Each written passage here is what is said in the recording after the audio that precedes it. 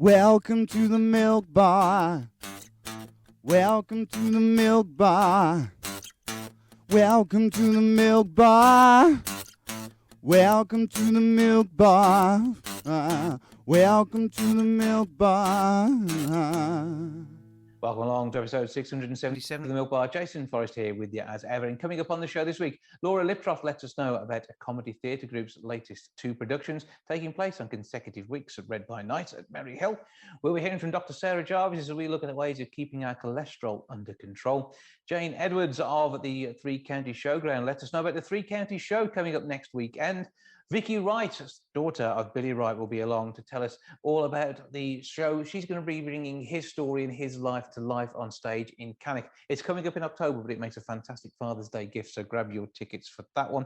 Plus, on top of that, we'll also be hearing from Stage Door Johnny about Tres Tres Cabaret and what he has going on. Plus, we'll also be talking to a poet as well as we talk to Sarah Battison. That's all coming up on the show this week.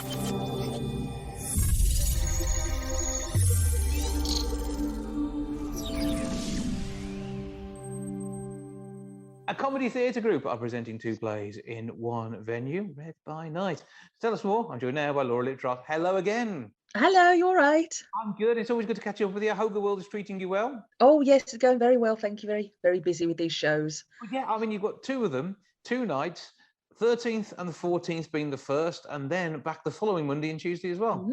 Yeah, that's right. Yeah, we're going to be very familiar with the venue. So tell us what's happening. What's going on? Okay, so the first show, well, they're both written by my dad, Phil Liptrot, who's an established-based playwright, leader of a comedy theatre group, puts on original shows for actors who aren't necessarily trained and just want to get onto a stage and learn by doing. Mm-hmm. So the first show is called Gotta Get Away, and it's about 6 couples trapped in an airport departure lounge, and it's just they're playing the waiting game, and there's lots of delays. And there's a lot of class divide between some of the couples, so it's very, very much a class-based thing, you know, which is always a good base for comedy. Mm-hmm. Yeah, so that is the show that is going on Monday the 13th and Tuesday the 14th of June at Red by Night in Merry Hill. And then on the 20th and 21st, we've got Strange Encounters of a Social Kind, which is it's a social, again, it's people confined in sort of one scene and forced to interact with each other. It's a social group meeting, and everyone's a little bit unsure, and the comedy comes from the strangeness of all the people and their strange interactions, hence strange. So it promises to be quite exciting. We've not really ventured into Merry Hill before. We've always been very Stourbridge based, so this is sort of our step into the wider world. So yeah, we're hoping to draw in quite a crowd and spread the word about a comedy theatre group. Yeah, well, I mean, we've spoken to you in the past, and it's not only Stourbridge you've worked in, you've gone much beyond the confines with occasional shows, and then the group itself has got people who've been involved in all sorts of things all over the place. You have many a member of the Wolverhampton folk who've been involved either at the moment or in the past too. So it's crossing borders, isn't it? And you're getting closer to us. I mean, Dudley is literally just down the road, and before you know it, you'll be turning up in the heart of Wolverhampton. Oh yes, that'd be quite exciting. Yes, we did do things in festivals, obviously before lockdown. So it's nice to be going out again now that we can into different venues. So it's going to be something to look forward to. And it's like you're an amazing group of performers. From what I've seen and heard of you in the past, it's going to be a really good giggle. That's the important thing. And you know you're going to get something that's funny, hence the title of the company. There's no shying away from it. It is about the humour. Yes, definitely. And I think that's something that people really need at the moment after lockdown and everything. They need to be made to laugh. And I mean, the characters do have their subtexts and a little bit of drama, but yeah, it is a comedy, and we always try to give a really positive message and end on a laugh, and people go away smiling and laughing, and that's what they remember. That's what a comedy theatre group is about, as you say, hence the name. Yeah. Well, we can find you on Facebook. Just search for A Comedy Theatre Group, and you'll be popping up there. How else do we get tickets for this event? Because they're priced at a £5, aren't they? Yes, they are. It's a £5 or so. Yeah, really good deal. So you can find more information. You can call my dad on 07954 692 593, or you can email acomedytheatregroup@hotmail.co.uk. That's one word and it's all lowercase. And if on Facebook, if you can search for A Comedy Theatre Group, but it's actually come at facebook.com/Stourbridge Comedy. That's how you can be found on there. Yeah, that's the one. Yeah. But I mean, you're so just not Stourbridge anymore. Yeah. So you'll be taking on the whole world before we know it. Oh yes, indeed, definitely. We'll be in Las Vegas before you know it. I'll definitely come to that residency. That'll be a jolly treat. I mean, Laura, always good to speak to you. Thanks for joining us, and I look forward to seeing you in not only this and some of the other events you have on the way in the not too distant future. Oh yes, there's always something going on.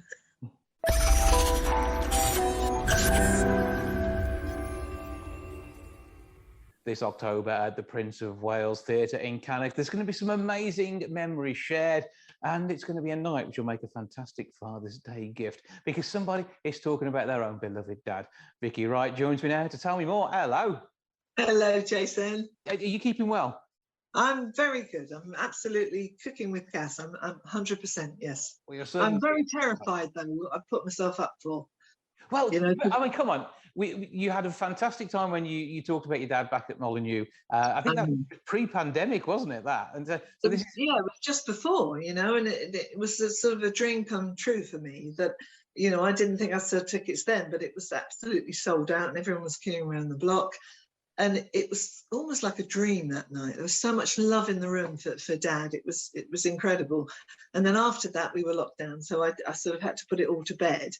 And then I thought, well, I've got to, you know, do it again. I've got to start it somewhere. And I spoke to the Prince of Wales Theatre manager, and he said, you know, I think we could really sell some tickets. I think I'd love to do it here. So it's like the relaunch of it, but it's a theatre and it's full. So I'm hoping that the good old Wolverhampton Wanderers supporters will come and be part of the evening. It's going to be a great night. Well, I mean, Cannock's only down the road from Wolverhampton anyway, and there are a load of Wolves supporters in Cannock itself. And this is it's a chance for you again to be able to share so many memories. And I know you enjoy doing that on your Facebook and Twitter feeds too. And also, yeah, your thoughts when towards the way the squad is now, and seeing Wolves doing as well as they did in your dad's day as well, which is a nice thing too, isn't it? And I know that when you go back and look at this, you're remembering that the personal side of things, it's not always been the public face which has been there, but it gives an insight into how footballers of the day coped with the pressures they were under even then. Because I've said before, we'll say it again, your mum and dad were the posh and becks of the day, weren't they? Yeah, and it sort of came from a really innocent sort of start, you know, when Kelly was, I think it was her 25th birthday, and Dad got to see Kelly, and only for 9 months, and then he got poorly and he passed. But he was such a proud granddad that when Kelly hit 25, I thought, what can I give her that's special for a birthday? I thought, I know what I'll do. I'll do a little compilation of pictures and videos and sort of footage of what her granddad was and who he was and what he achieved and all that stuff. And it started off just as a little simple sort of gift to my daughter. Mm-hmm. And I did a bit of research, and then I got some Pathé news clips, and I found out where he came from and what happened, and he was turned down because he was too small, and then he broke an ankle. And before I knew it, it was like, this is exceptional. This is too brilliant not to share on a big stage. People need to know this about Dad, because he was what he was and he achieved what he achieved. But from my point of view, as his daughter, to see him as the family man, for me, it took on a different life, you know. And when he met Mum, and Mum was famous, and she was, you know, a showbiz sort of big star at the time, their marriage and how that happened, it was all these stories and footage that I felt people should see. And it was me that was the one that needed to tell it. And it's just a brilliant life. And he led a magical life. But he was human, and there were ups and there were downs, and he had good times, he had bad times, and I share all that stuff. And so it's just an insight into the man that he was, you know, not just what he achieved as a footballer. And he's a legend, let's face it. You know, you look at that statue and you just think, wow, he's almost like a godlike figure to the Wolves fans that go to the game. But he was, you know, he was a human being. He was a dad, he was a husband, and he had troubles. But it's such a personal story to me that in that room on that night, it was just, we shared something. We shared love and stories. It was brilliant. Well, so this is something you're going to be able to do once again. And I know you've already been having national press coverage on this, because, I mean, it is huge. And to have, say, a family member telling this story of a great man, and obviously the interactions with your mom, the Beverley sisters, they were icons of their day too. I'm sure that the joy isn't going to go without a mention too. I know, that was the love of his life, you know, and the way they met was magical too. And I won't give too much away, but that sort of story was so innocent and just a love story in its entirety. It was just brilliant. They loved each other to bits, but it was something that hadn't happened before. You know, he was captain of England, Mum was the biggest star in touring and sort of headlining at the Palladium. And Walter Winterbottom took the team, the England team, to the Palladium like he did before a big match, because it was like a relaxing night, and then went and saw a show. And I spoke to Ron Flowers, and he said, I sat next to your dad, and he ate, breathed, and lived football. He had nothing else in his life, didn't have a girlfriend. He was just football through and through. But when we sat and watched that show, and your mum came on stage, Billy's life changed. We all saw it. We all ribbed him in the coach on the way back to the hotel. He fell in love with her on that stage. He didn't meet her on that night. And they all said, oh, Billy, look at you. And then Ron Flowers said, but you know what? In your dad's beautiful, modest way, he got his own back, because 6 months later he married her. And that was the way Dad did things, you know. It was, but it was so innocent, you know. The whole thing was innocent. There wasn't paparazzi. There wasn't hello, okay. It was just, yeah, it was like the original Posh and Becks, but real, and it doesn't feel, you know, you've got to sell your story. It's a, yeah, they weren't under that pressure, but being able to share that and now tell the tale of true love for you know, for your mom, for football, all that he did for, you know, the national side and for Wolves, and so much more besides, and those anecdotes, and also for you, what it was like growing up in that world, because that must have been strange. If you look back and think what, you know, what you had to deal with yourself compared to what I'm not going to say normal childhood, because you had a normal childhood, but it's still, you know, bigger and better and more exciting than some will have gone through. Well, I don't know if it was, because you don't know any different, you know. And you're so grounded. That's the thing. You're so lovely. You know, you see some of these people who've been through that sort of experience and they come out wrong. You obviously had blooming good parents. Yeah, Dad had such wonderful values, you know, and he taught us about, you know, unconditional love, you know, trust, honesty, you know, patience, and don't pick yourself up. Talk to the highest person in the room and the lowest person in the same way. He had such wonderful values. You know, he's left us with that, and I have to hold that flag high and try and emulate just a little bit of what he represented. And, you know, with all that he achieved, Jason, in the footballing thing, and first man to get 100 caps, what ridiculous, you know, no one has done that. But you know what he left was this legacy of a human being. And it sounds a little bit like sickly, but I swear to God, he never lost his temper. He led by example. He was always there for us. There couldn't have been a better dad, honestly. And I think that's kind of, I think, what he'd want to be remembered for. Well, he wouldn't believe the statue. And I said to somebody else that his mum died when he was 13. And his mum was an ardent Wolverhampton Wanderers supporter. And I said the other day in a podcast to somebody, I said, you know what, if I could have a wish, wouldn't it be great to just have his mum back for one day and put her on the opposite side of Waterloo Road, blindfold her, and then take that off and see that statue and say to her, that's what your boy achieved. Yeah, Wouldn't it be wonderful? Well, I know how proud your whole family are. Because I know when Kelly first visited, she couldn't believe the statue either. So it is absolutely amazing. And I know you got a wonderful compare on the night as well. Give a quick big up to Bobby because he's going to be helping out too, isn't he? He's here, right here. Come on, Spurs. Behave. Right, He's a leave it. liability, Jason. Don't bring him into the conversation. I told her the other day, I've got to be honest with you, I found a Wolverhampton Wanderers shirt all screwed up in a plastic bag. Yeah. All screwed up, it was in this plastic bag, and I'm going to hold on to it because they're 20 pence, them plastic bags. Oh, behave yourself. He's a bad boy, but he's going to be brilliant. Yeah, He's made a few enemies. No, I know. I'm going to tell you, I'm a Spurs man through and through, of course, but of course, Wolverhampton Wanderers, they're my second team, and I love to see them win. Only not against Spurs. All the Brilliant stuff. Got tickets from the box office at the Cannock Prince of Wales Theatre. It's all taking place Thursday, the 20th of October. Absolutely fantastic. Grab tickets for your dad or for Father's Day. He's already sold about 100, so we know that's going to be a popular Apparently, show. yeah. Apparently, I've sold 100 tickets already, which is just overwhelming. But I've just been looking at the seating plan online, and it is selling really well. There's plenty of people at the front for you, so it's going to be fantastic. The website boxoffice.wlct.org, wlct.org. After the word box office, grab your tickets that way or Google it. Vicky, thank you for joining us. Have a fantastic time tonight. We'll talk again close to the event, I'm sure, but very much looking forward to seeing you. She's got to get back now because she's got a lot of practicing to do the keepy uppy and beat her father.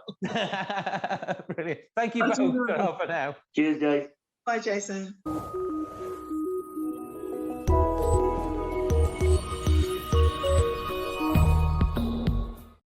The Malvern Three Counties Showground is playing host to the Three Counties Show, the 17th, 18th and 19th of June. It's going to be an amazing 3-day festival of everything to do with the world of farming, the countryside and so much more besides. The manager of the show is Jane Edwards, who joins me now. Hello. Hello, Jason. So obviously so pleased to be back in full swing this year, I'm going to guess. Absolutely, we are. Yes, we've had a 2-year break for this and many of our shows, and it's just been great to hear how enthusiastic everyone is to be back again doing what they all love. Absolutely. And this show is absolutely about showing off not only the showground itself, the 3 counties who are involved, but also bringing in people from around the whole and wider Midlands. And I know we always have a lot of Wolverhampton and Black Country folk down there, either trading or actually as part of some of the shows themselves. And it does initially, though, focus on the 3 counties and the wonderful farming work that's done there. Yes, it does. It really is, like you say, a celebration of everything great about our region, from the very best livestock and horses to food and drink as well. We've introduced a new food and drink festival this year, which is going to be celebrating the best that our region has in food and produce, from cider and perry to burgers to chocolate. There's something for everyone there, and we're really looking forward to that part of the show this year. Absolutely. And so it's packed full of ideas as well, because you will still get some great ideas for the gardens. You can go around and look at what is there when it comes to your fixed gardens that you have on the wonderful site that it all takes place on. But there's also going to be talks too. And you've got the likes of Mark Diacono down there again. So there's always plenty of fantastic stars in conversation to really inspire you in your whole lifestyle. Yes, that's right. Mark Diacono is hosting the Food and Drink Theatre, and he'll be demoing and talking to all our special guests. We've also got Adam Henson joining us from BBC Country File. He's our ambassador, and he'll be here at the show every day. And then we've got a new guest, Caleb Cooper from Amazon Prime's Caleb's Farm, and we think he'll be very popular as well. And he's joining us on the Saturday to do talks and some demonstrations in the main arena. And a lot of this is all about us understanding where our food comes from, whether you're vegan, vegetarian, or full-on eating meat and enjoying the livestock in that way. There's something there for everyone, and you can see how well these animals are looked after as part of the importance of making sure the farming community take care of the resource that we all share. And again, it is giving you some background on how things go from the ground to your place, and also looking at the whole environmental picture too, because farmers are the original environmentalists, so they get some grief sometimes, but they're obviously interested in keeping the land viable. Yes, they absolutely are. And you're right, it is a real education experience as well, but in a very fun way. And we're doing that through having a schools day on the Friday, where we've got over 3,000 school children coming to learn more about farming and the diversity we have with agriculture in our country. We've got scouts and guides coming over the weekend as well. And then we've got a new family trail, and we've got lots of photo opportunities along that, along with fun facts. So there's lots of opportunities to learn, but have fun as you go. So it's really about the whole community that comes together. I mean, you're part of the Garden of England down there in Malvern, Worcestershire, obviously taken in Gloucestershire as well, and Herefordshire as really where a load of the food is produced that comes straight into the West Midlands. Yes, absolutely, that's right. And that's why this year on the Food and Drink Theatre, it is only people demoing on who are from our region, and they are the real producers of the products that are there on the stage. We're going to be talking straight to the people that make those products, and a lot of them have actually set up in the last couple of years during lockdown. They've diversified, they've found something new, and they're coming to share it. So they've got some great stories to share, and I think everyone will really enjoy that at the show. Well, I'm looking forward to coming down on Friday and being able to go and talk to some of these people. I'll be sharing that on the socials and also on air on 101.8 WCRFM too. So that's going to be absolutely amazing. Very much looking forward to that. And really, it is a chance for everyone to come together, whether you can get down on the Friday, because opening day is always an absolutely brilliant one, or nip along during the weekend. It is going to be full days of enjoyment. And the weather forecast is looking fantastic too. Touch wood, nothing changing there.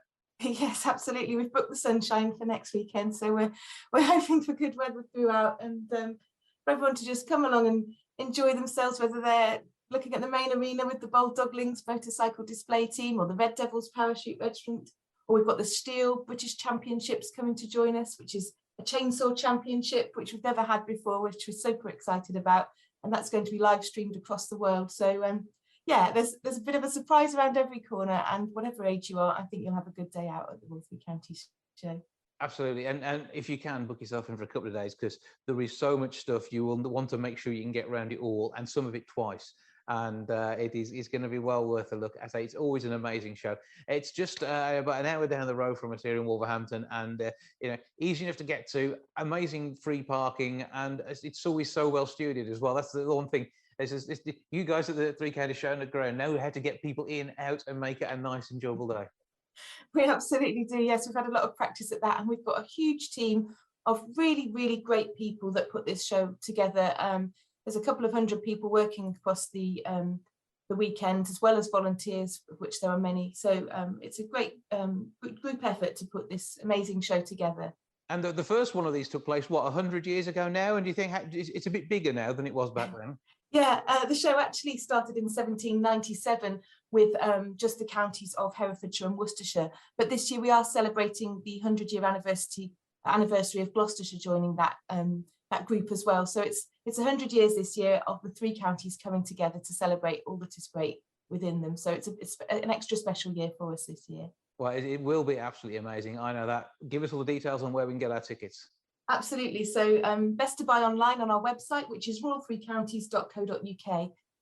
Advance tickets are cheaper than buying on the gate, so get them this week if you can. And under 16s go free. So it's a great value family day out if you're bringing the children with you as well. Well, it's a great day out, and whether you bring the kids or not, you can leave the kids with the grandparents and go and have a walk around and enjoy the food and drink tent on your own. Would be my advice. But yeah, but no, there's something for all the family. It always absolutely is.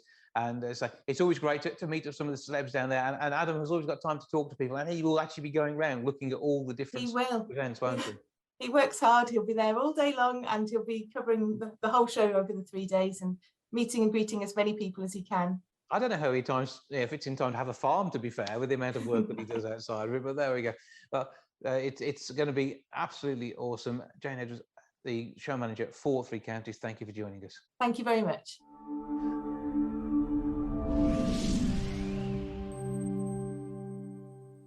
Sarah Battison has been making her way onto the poetry scene around the Midlands. She has a self-published book out there at the moment, and great things are to come. She joins me now to tell me more about her work. Hello.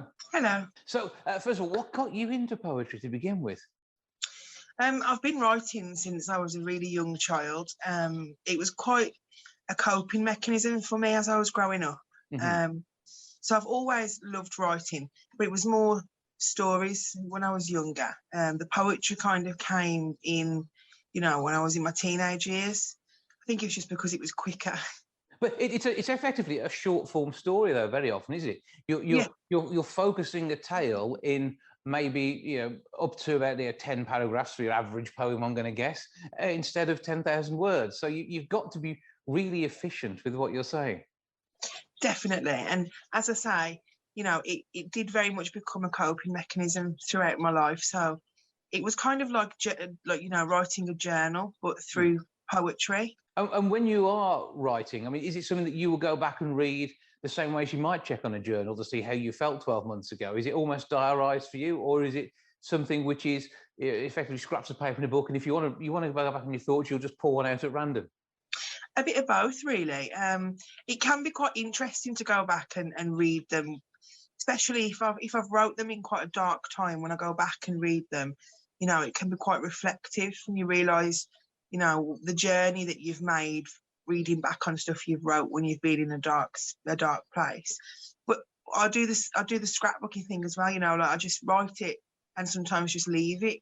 Mm-hmm.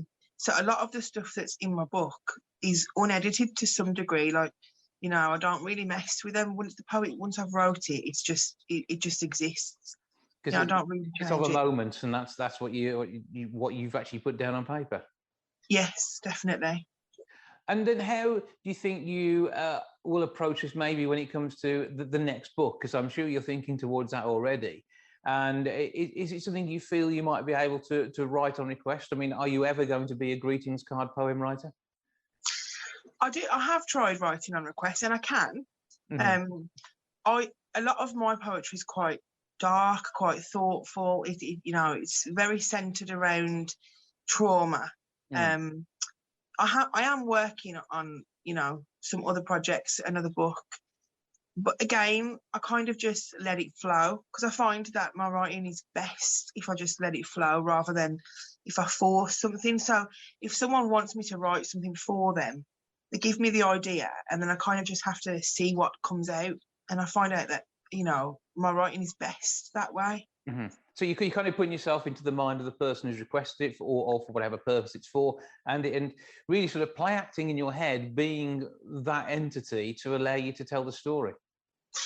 Yeah, I'm a very empathetic person. So, if someone explains a situation to me that they've been through or they're going through, I can very much put myself in that person's mind, I suppose, and write as if I were them. Yeah. So when you are performing poetry, though, that must be quite emotionally draining if you're looking back to some of these darker times. And with hopefully an increased number of events you're able to go to going forward, because obviously your performance period was curtailed a little bit by COVID. So, going back to that now, that must, again, particularly if you're looking back to some of the times that we've had over the last 2.5 years, then that is going to be, as I say, traumatic in itself. I always find performing quite difficult anyway, because, as I say, a lot of what I write is very personal, mm-hmm. which I'm more than happy to share. But sometimes you write it and you read it back, and that obviously it touches you, but you're fine with it. Sometimes it's when you perform it that you really get the emotions from it. So there has been times when I have been known to get, my emotions have shown when I've read something, but I think that is better because, you want the people that are listening to you to feel what you felt when you wrote that piece anyway. And it is, again, poetry is one of those very expressive forms, as I say, because it is the essence of something condensed down into normally a relatively few number of lines. But reading a poem out will not normally take more than 2 to 3 minutes at the absolute outside, but it's a very special art form, isn't it?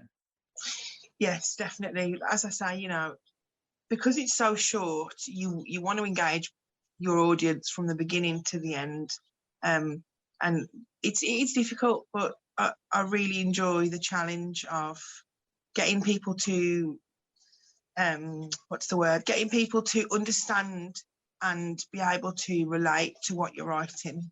Mm-hmm. So if I was to say to you now, can you share a poem with us?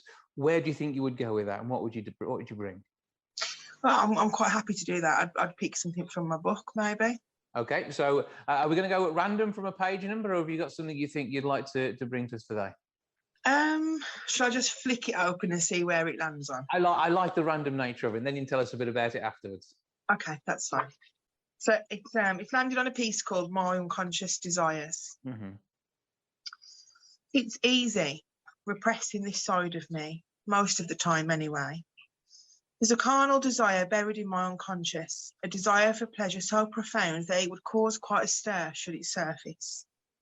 There's always that part of me, though, that keeps my unconscious desires locked in a cage like a hungry lion. That part of me is hidden away from eyes that see, a deep, luscious, lecherous and lustful being that won't dissipate away from her most wanton desires. But the voice of truth, the saviour of my conscience, steps in, as it always does. The egocentric, self-centred and self-obsessed being just can't keep his nose out, too concerned with the societal rights of the world, the ID inside of me. It will do anything in its power to be set free from the boundaries of life that constrain me, from the boundaries of life that constrain me. So just through those words there, we can sort of feel that there's a lot going on. You're using your time in front of either a word processor or a computer or on paper, however it is you happen to record at the time, and you're channeling that straight to the page, aren't you? Yes, definitely. My chosen platform to write is usually notes on my phone to begin with. Mm-hmm. If I have a thought, or I'm feeling low or down or really happy or anything, it gets channeled straight to my notes on my phone, and then I'll type it up at a later date. So my phone is absolutely full of pieces of poetry that I've not shared really yet. Like there's about 50 or 60 on there just from the last couple of months. So there's pretty much a novel or a novel-sized poetry book in there as it stands. But equally, that gives you that chronological date order as well, because you can tell when it was first recorded, and you can then see who you are now compared to who you were then, and how you're going to turn that idea into a poem. My book itself actually is written in chronological order. Mm-hmm. It was an idea that I had way before I even started writing it. So my adventure in life kind of started as an adolescent. So, it starts from then right the way up till 2017, the year that I published it. And it's, a chronological journal of the struggles that I've endured and faced in that time. And, when I bring out a second version of that, it will be in the same format, and it'll go again from 2017 to the current day. Well, I'm sure that's going to be plenty of emotion, happy times, and a fair share of angst thrown in for good measure when this book comes to fruition. For now, though, where can we get hold of the work that is out there from you at the minute, and of course, write commissions too? Well, my book's available on Amazon on paperback. It's called The Journey to Happiness. I'll just show you a picture of the cover. So this is what it looks like. Very nicely purple, and with some obviously a lot of thought gone into that too. And I use Twitter a lot. I've got an author page on Twitter at Battison Sarah, and I write on there every day. I enter a lot of poetry into competitions and journals. I've got a few pieces printed with journals. If people want to check out any of that, they just need to type my name into Google with poet at the end, and they'll come up. So Sarah Battison, poet, is what we're looking for, and you can explore your world through your poetry. But lovely speaking to you. Thank you for joining us. Thank you for sharing a few of your words, and we look forward to sharing that emotional journey with you with the next book, which I'm sure won't be too far away. Thank you very much.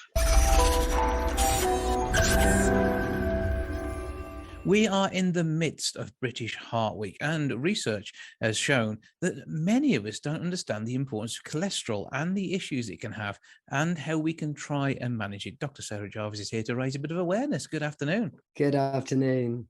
Now, we often talk about many areas of health, and this is one where in a lot of cases we can have a direct impact on our own health by managing our cholesterol levels. There are things that are factors in there which we don't have control over, like age, gender, family history.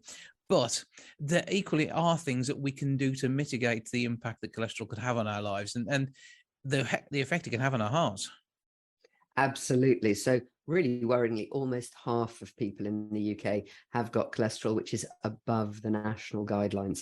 And a new survey from Novartis has shown that while over half of Brits have spoken about their cholesterol with their GP, if they're over the age of 55, a huge number of people have not done any more or don't understand perhaps what they could do. So for instance, there is good cholesterol and there is bad cholesterol. So good cholesterol is called HDL, and basically those particles of cholesterol are very high in protein, they're very low in cholesterol, and they actually take cholesterol out of your system back to your liver to get it to allow your body to get rid of it. Whereas there's bad cholesterol, which gets laid down on the inside of your arteries, and that greatly increases your risk of heart attack and stroke. It furs up your arteries, and if one of those plaques, those deposits of cholesterol breaks open and clot forms on it, then it can completely block off one of your arteries. If one of those arteries supplies blood to your heart, that results in a heart attack. If it supplies blood to your brain,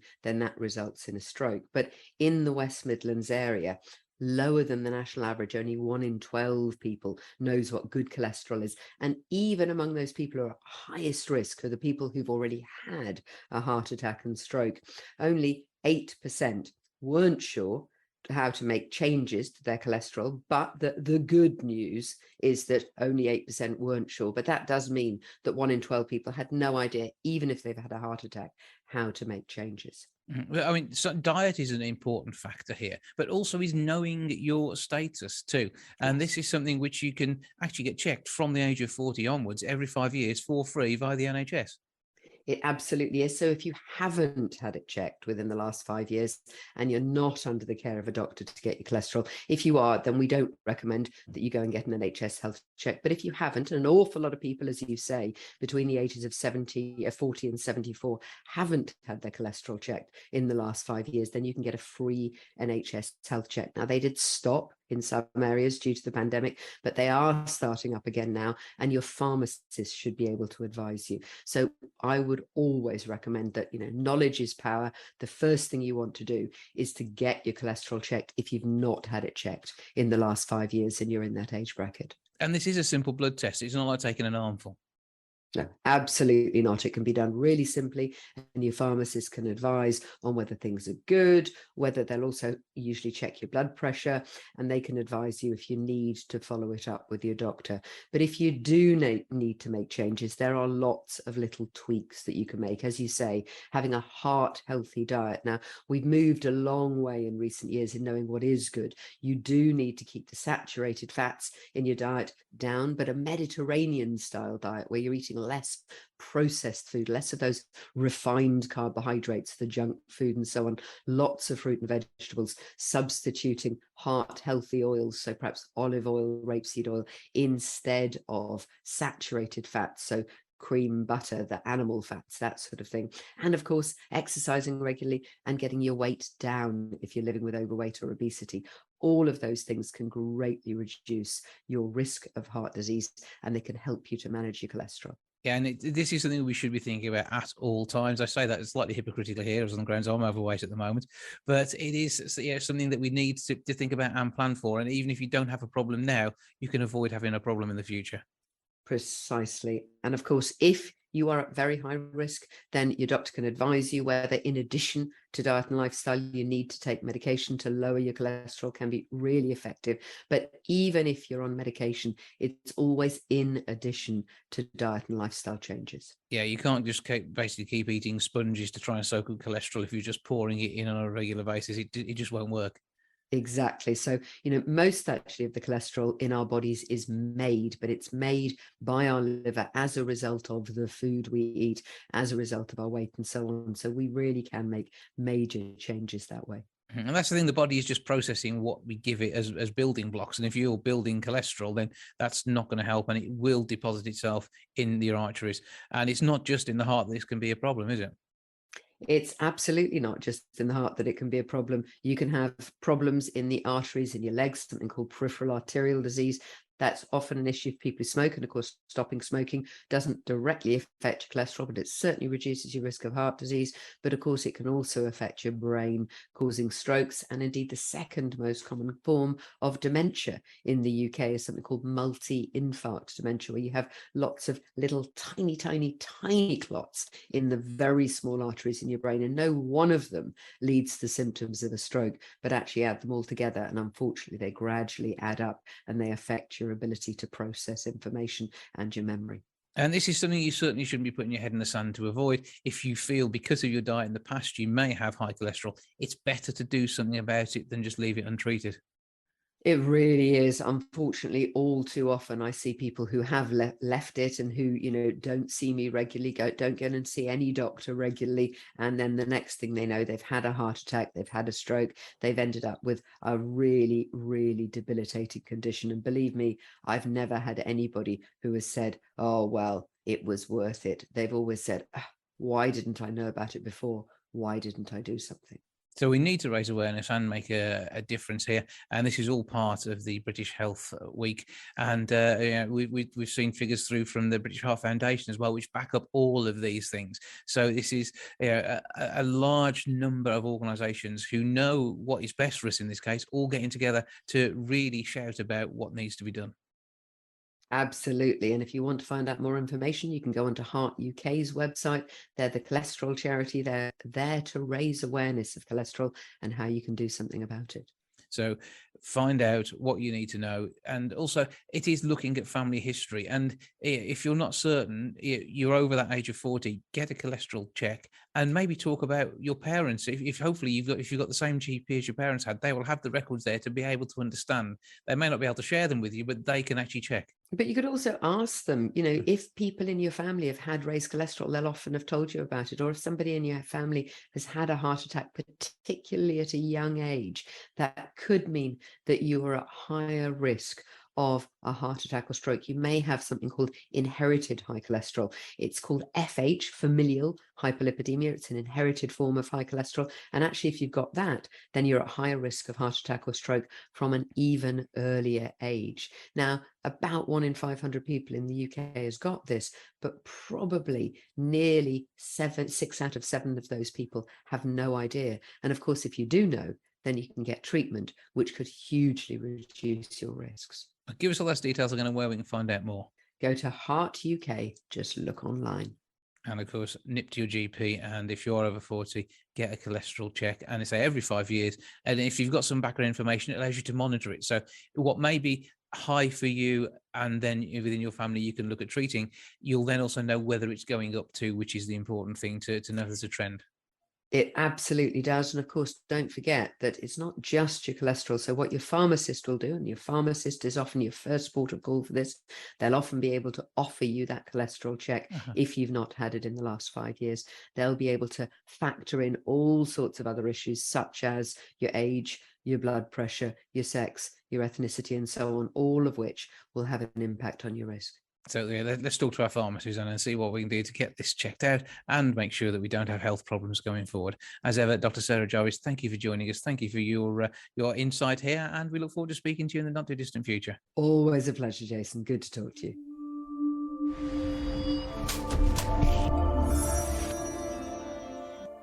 Tres Tres Cabaret is back at the Hub at St Mary's. Stage Johnny joins me now to tell me more about what is happening. Hello, sir. Hi, Jason. How are you doing? All right. I'm good, and I trust you're having a great time preparing yourself for yet another sort of slightly raunchy show. Only if it's a slightly raunchy. I don't know if there's too much. There's only so much raunchy that I can take. So we're back on June 18th here at the Hub St Mary's, which is the building just behind me, doing all sorts of sacrilegious things into what used to be the old church. But all done in good spirit, and everyone's consenting, which is what counts, and the audience absolutely love being part of it. Yeah, I think sometimes there's a perception that burlesque is kind of a bit ruder than it is. But it's all very kind of tongue-in-cheek. It's almost like seaside postcard sauce, really, that kind of thing. And it's fun. That's the important bit. It's a bit of a giggle. The audience get to participate as much as they want to. They can just be voyeurs at the back of the room, or they can be part of the show if required. Absolutely. There has been more than one occasion where audience volunteers have been brought up on stage, but our performers are really good at kind of finding the people who are up for that. So if you're a person who just dreads the idea of being dragged up on stage, then they would never approach you and you would never be involved in anything you don't want to do. But yeah, so it's a really fantastic show, and I think we could all do with a little bit more saucy silliness in our lives nowadays. Yeah, it's a good giggle, a bit of fun, and you have some absolutely amazing performers that you bring from all over the country. Absolutely, yeah. So this lineup for June 18th, because the lineup is different every time. We've got Rudy Giovanni, who's an incredible burlesque dancer. We've also got Cece Sinclair, who's going to be doing some tassel twirling and maybe some songs. We've also got Baby Daisy, who's also another incredible performer. And we have Fancy Chance, who I've been wanting to book for absolutely ages. And because she's so busy and internationally busy, it's been really difficult to get hold of her. But finally, she's arriving in Lichfield on June 18th. So that's going to be a treat for one and all. How does it work for tickets for this one? Because it's not a huge venue. It's the sort of place you're going to sell out, isn't it? Absolutely, yes. So our shows have been exceptionally popular. This is, I think, this is our second year. So we've done around about 10 shows previously, and they're always really, really busy. But tickets are available from the Hub's website, which I think is just the hubsatmarys.co.uk. But there is a Tres Tres Cabaret Facebook page and an Instagram page. Check out those, and there's links on there for tickets as well. Okay, because Tres Tres Cabaret isn't just a Lichfield brand. You are popping up in all sorts of places. Yeah, so I get approached to produce shows left, right, and centre, really. So, but really, the Hub at St Mary's is the Lichfield home of it. Yeah. So, but I can be seen up and down the country on all sorts of stages. Yeah, I'm going to also be hosting the show and singing some ridiculous songs. And again, that's all part of the fun and the excitement. And it does. I mean, you are the consistency in this show that brings the all the elements together. And again, you must have a bit of a giggle with some of the regular punters for definite. Absolutely, yeah. It's really lovely to see some regular faces in the crowd, but we always welcome some new ones as well. And yeah, it's really nice for me to be able to curate a show, because now that I know what the audience love, I can program the show to fit their needs and their desires, as it were. But yeah, it's always really silly, really light-hearted, and yeah, with an added bit of sauce. And there's obviously we've got this one coming up 18th of June, and there's more to come. Have you got dates for the rest of the year yet? Is that all part of the Facebook page? So the one after that is in October. I think it's October 29th. That's going to be a bit more Halloween-y. And then we do have a Christmas show at some point in December, but I don't have the dates to hand at the moment. But if they like our Facebook page, follow us on Instagram, you'll not miss out on any of that information. But is it like a mailing list as well? We don't have a mailing list, actually, so that's one thing I need to sort out. So it's probably best that they follow us on social media. Okay. And if I have a mailing list, I will add those things to it. Do the follow. And of course, I mean, we can't go without continuing to mention your amazing stuff that you're doing online with your Stage Door Johnny branding and the wonderful multi-million clicks you're getting on so much of your content. Yeah, it's a very different thing to my kind of cabaret world, because I tend to post stuff about things around the English language. But yeah, I amassed quite a following on TikTok, and now I think Instagram is slowly catching up, which has been brilliant and still baffles me to this day. Hugely flattered by it all, slightly confused, but just riding the wave of it while I can. Well, search for Stage Door Johnny on Instagram, as you say, TikTok as well, and anywhere else you may have to find him, because he's all over Facebook too. But it is, I think, the reason why he's been very, very subdued about his work here. But it's amazingly well written, it's well delivered, and it's short, sharp, good comedy pieces that are well thought out surrounding the English language. And even those of you who don't understand it very well, like me, can actually have a brilliant time having a giggle with this. It's well worth a look. So make sure you do check him out. Okay. Brilliant. Yeah, absolutely. Because this is the thing I found with it, is that it's people who kind of maybe struggle with language a little bit, people who have English as an additional language, have really connected with the content that I create, because it's all about the absurdities of the English language and how none of it makes any sense. It's not where you're going to go next and where you're constantly thinking of these things, because when you see them, do the play on words, because it is literally a play with words. It's almost as if, of course, but why? How did you think of that one? But you must spend hours racking your brain on this. Yeah, it does take a little bit of time to put them all together, but there are moments as well where people in the comment section often suggest stuff for me to do. So it's like, it's comedy by crowdsourcing, which is brilliant. It's the delivery that counts as well, which makes all the difference. So look for Stage Door Johnny online, look for Tres Tres Cabaret, and look for an amazing night out, the next one being the 18th of June. Stage Door Johnny, thank you for joining us. Perfect, absolute pleasure. Thanks again. Take care.